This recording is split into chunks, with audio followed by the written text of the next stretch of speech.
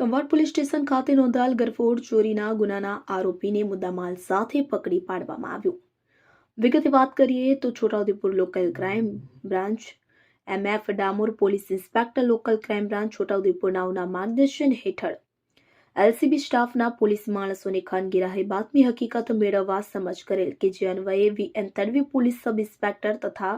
LCB સ્ટાફના police કર્મચારીઓ કંવાડ police station વિસ્તારમાં પેટ્રોલિંગમાં હતા. દરમિયાન અંગત બાતમીદાર થકી ચોક્કસ બાતમી હકીકત મળે કે છોટાઉદેપુર જિલ્લાના કંવાડ પોલીસ સ્ટેશનમાં નોંધાયેલ ગરફોડ ચોરીના ગુનાના કામોનો સદરી મિલિન ઉર્ફે રાહુલ કંચનભાઈ રાઠવા રહેવાસી બુંજર પટેલ ફળિયા તાલુકો કંવાડ જિલ્લો છોટાઉદેપુર નાઓના હાલ ડોન બોસ્કો ચોકડી રોડ ઉપર ઉભેલ છે તેવી ચોક્કસ બાતમી હકીકત મળતા તેને કોર્ડન કરી પકડી પાડેલ તેમજ તેને અંગ ઝડતી કરતા તેના પેટર્નના કિસ્સામાંથી અલગ અલગ ચલણી નોટો મળી કુલ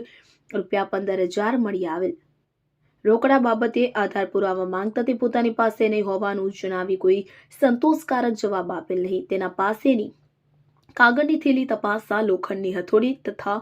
સળીઓ મળી આવેલ કે જેથી સદર પકડાયેલી ઇસમને વિશ્વાસમાં લઈ યુક્તિ પ્રયુક્તિથી પૂછપરછ કરતા ઉપરોક્ત રોકડા આજથી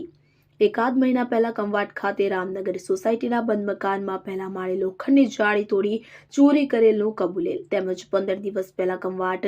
ગામે જ આવેલ ગાયત્રીનગર સોસાયટીમાં મકાન તોડી ચોરીનો પ્રયાસ કરેલ પરંતુ કોઈ વસ્તુ ઘરમાંથી મળી આવેલ ન હતી.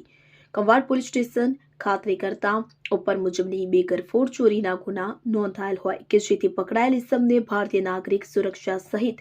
2023ની કલમ 35(1) મુજબ અટકાયત કરી વધુ કાર્યવાહી અર્થે કંવાડ પોલીસ સ્ટેશન ખાતે સોંપવામાં આવેલ છે. ઇમરાન મિર્ઝા, છોટાઉદેપુર.